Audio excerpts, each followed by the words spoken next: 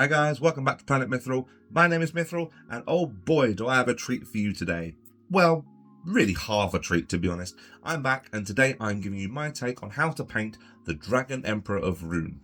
That's right, I'm back and I'm finally tackling this extremely daunting model, the model that is the Dragon Emperor and his resplendent Palanquin. However, in the interest of sparing my sanity and us not having a 3-hour tutorial today, I'm starting gently by just tackling the foot variant of the Emperor himself. The Palanquin will be following later on in the week.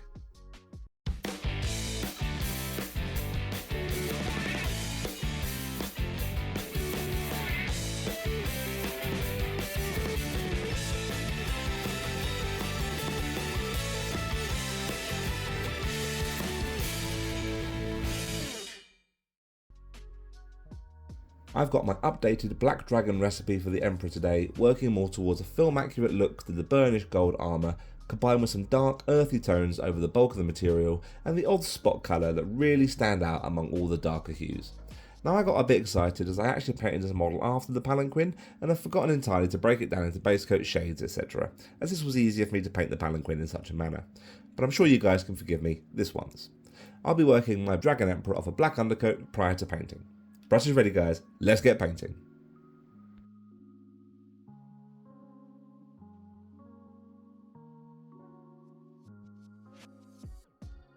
I'm starting off by base coating all of the Dragon Emperor's armour using Balthasar Gold. This includes the helm, spiked armour plating along his arms and legs, shin guards and the chest piece. You'll probably find a few thin coats of this will give the best solid finish for working off shortly.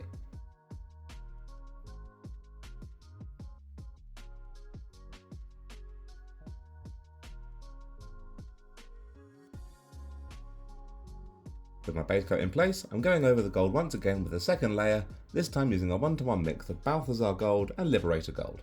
This will help dial in that bright Easterling gold tone that I want for my Dragon Emperor.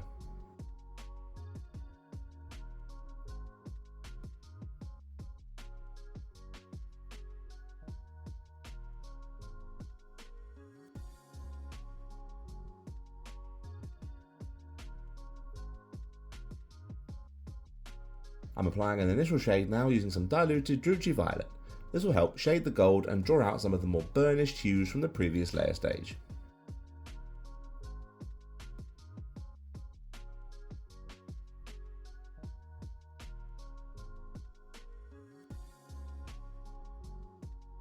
This is being followed with a second, slightly lighter shade now using Seraphim Sepia. You'll see some vibrancy come back to the tone of the armour plating here, which is absolutely what we want going into the highlight stages.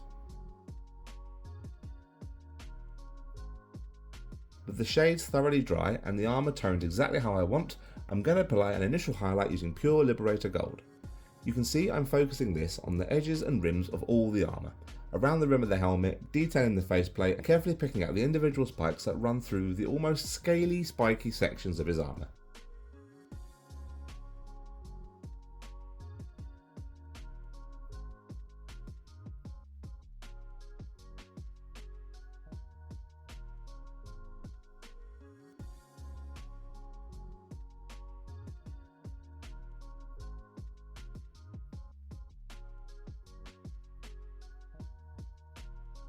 Finally, I'm applying Stormhost Silver as an edge highlight and dot highlight to the sharpest corners, points and edges of all the armour, just to give them a little bit of extra glint in the face of the desert runish sun.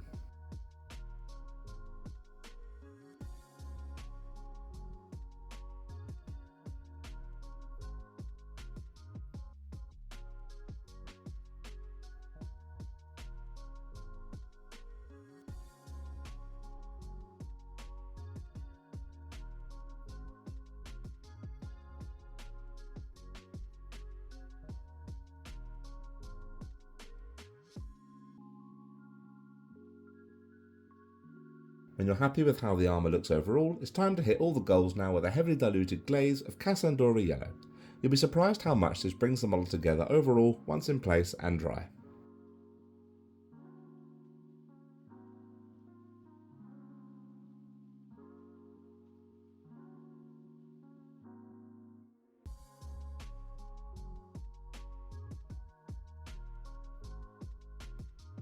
the majority of the cloth sections and the long billowing cloak now, I'm giving a base coat using a 4:1 mix of Abaddon Black and Naggaroth Night.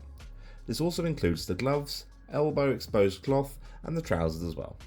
Now there is a gold frame towards the edge of the cloak on the reverse which I'll be picking out later, but don't worry about this just yet.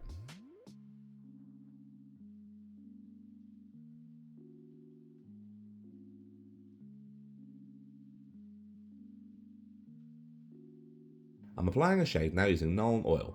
The addition of Naggaroth in the base mix means that the shade will actually be able to provide some depth and tone to the recesses of his darker areas of material.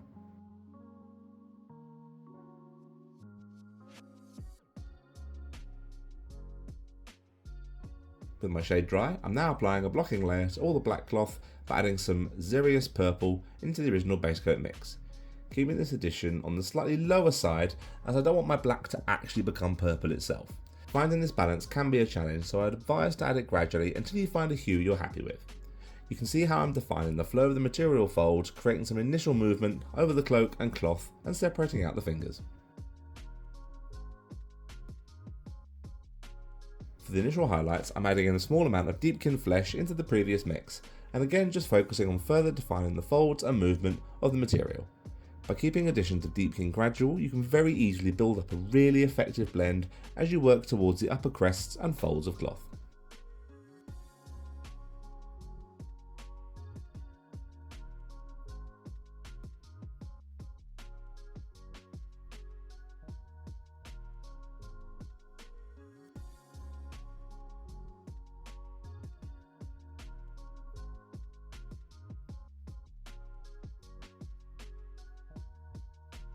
And then it's as simple as continuing to add more Deepkin Flesh into the mix and building up the highlights until you reach a point that you're happy. Now I've kept my Deepkin Flesh additions around the 50-50 mark with the layer mix as I didn't want to risk overblowing the upper tones.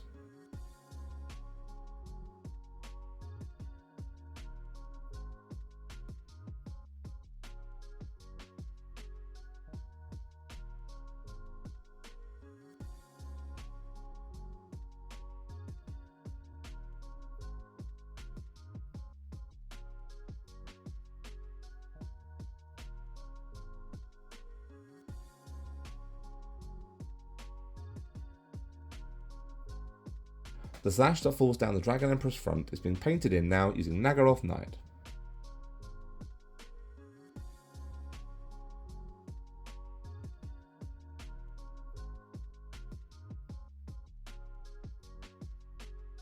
Again, as with the black cloth, I'm defining the initial folds and edges of material by applying a blocking layer using Xereus Purple.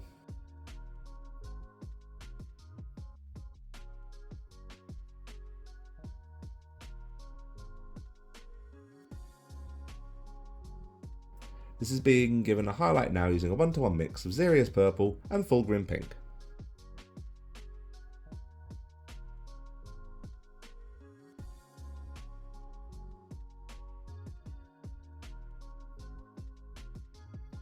Followed by an edge highlight using pure Fulgrim Pink.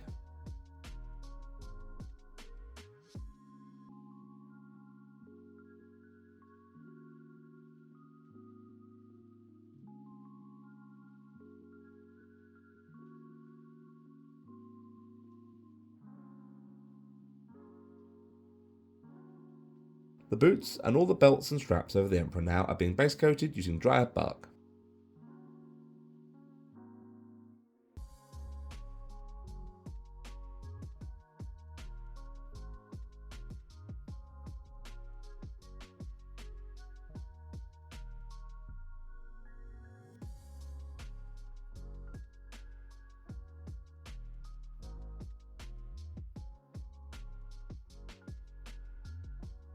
I'm applying a pre-shade layer now using a 1:1 mix of Dryad BArk and Gorthor Brown.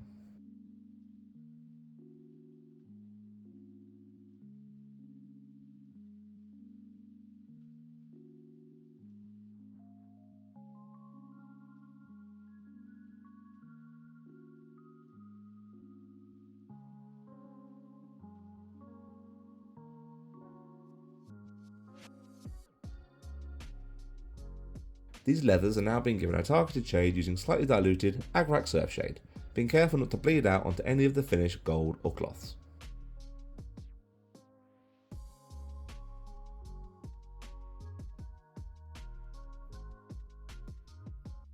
With this now dry, I'm going to apply an extreme edge highlight framing the boots and the edges of the straps now using pure Gorthor Brown.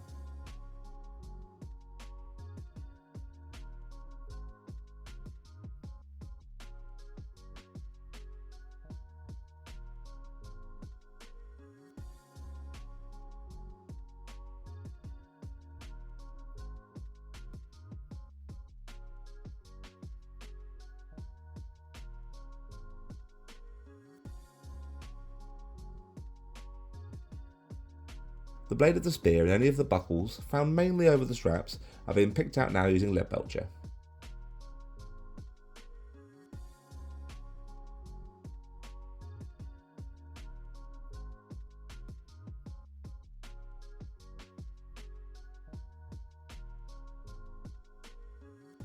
The blade itself has been given a shade using Nuln Oil.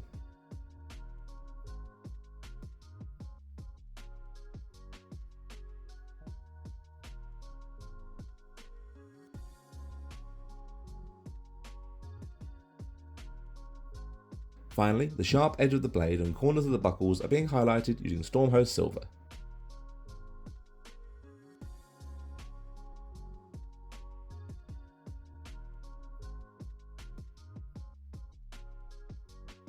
The main shaft of the spear now I'm base coating using Doombull Brown, making sure I get around the entire circular pattern along its length.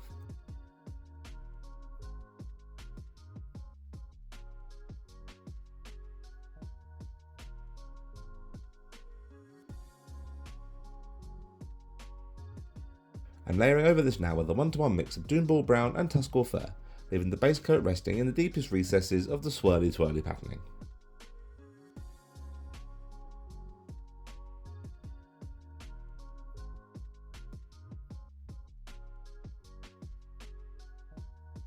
Finally, an edge highlight is being applied to the very edge of the concentric circle design using pure Tuskgor Fur.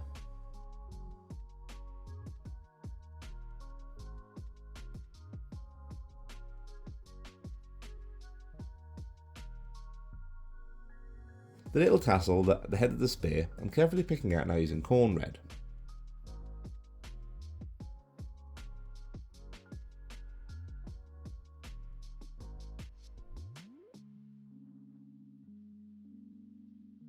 Giving this a layer and a light overbrush now using Evil Sunz Scarlet.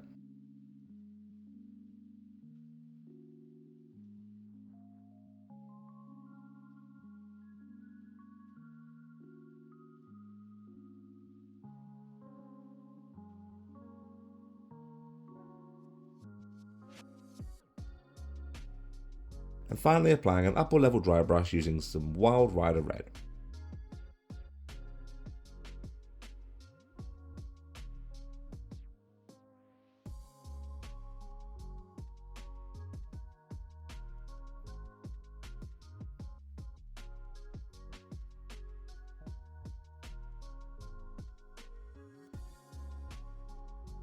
Now onto that extra bit of gold detailing left over from the cloak.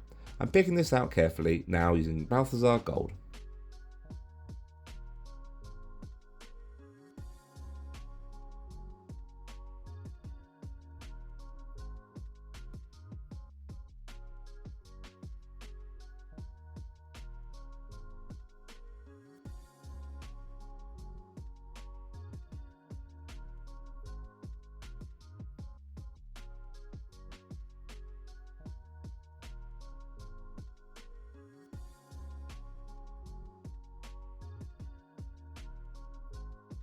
Followed by a layer with the same 1-to-1 mix of Balthasar Gold and Liberator Gold used for the armour to tie these areas both together.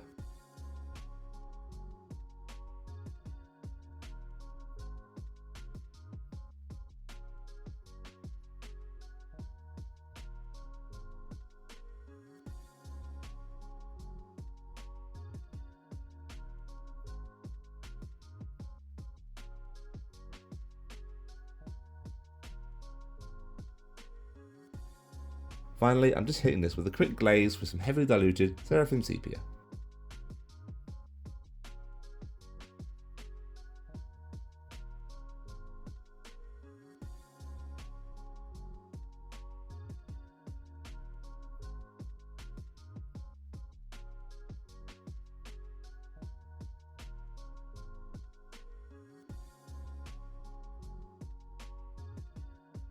And there we are, the Dragon Emperor of Rhun, head of the forces of Easterlings and wicked men of the East, brought to life. Now yes, this is only the foot variant, if only he had a more subtle way of making his way across the battlefield. Anyone got any suggestions? Well, until someone comes up with something, I guess I'll have to paint up his glorious Palanquin in the next tutorial, so you can field your Emperor however you wish to. Now for basing tips and tricks, please head on over and check out my 5-minute bases playlist. Thank you guys so much for watching. I really hope you enjoyed today's video. Don't forget to like, comment and subscribe, and hit that bell to make sure you never miss a Mithril upload. Thank you so much to all our patrons. To continue to support the channel and keep the lights on in Mithril Towers, you can support us for as little as £1 a month, or the higher tier gets you access to a whole host of online resources. Thank you guys so much for your continued support. Until next time, take care, and as always, happy hobbying. Bye guys.